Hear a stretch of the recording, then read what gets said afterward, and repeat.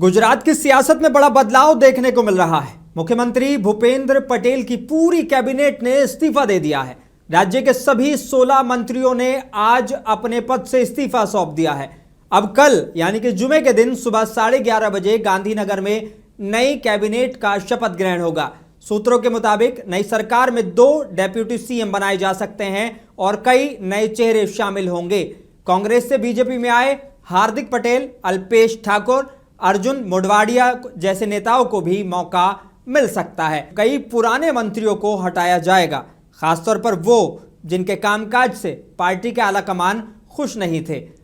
भाजपा इस बदलाव को 2027 के विधानसभा चुनावों की तैयारियों के तौर पर देख रही है। राजनीतिक जानकारों का कहना है कि यह मोदी स्टाइल पॉलिटिक्स है। जब जनता में सत्ता विरोधी लहर महसूस हो तो चेहरे बदल दो, सिस्टम नहीं। गांधीनगर में कल का शपथ ग्रहण खास होगा। केंद्रीय मंत्री अमित शाह और भाजपा अध्यक्ष जेपी नड्डा भी मौजूद रहेंगे। यानी साफ है कि दिल्ली से लेकर गुजरात तक अब सबकी निगाहें टीम भूपेंद्र 2.0 पर होंगी। गुजरात के इस बदलाव पर आपकी क्या राय है?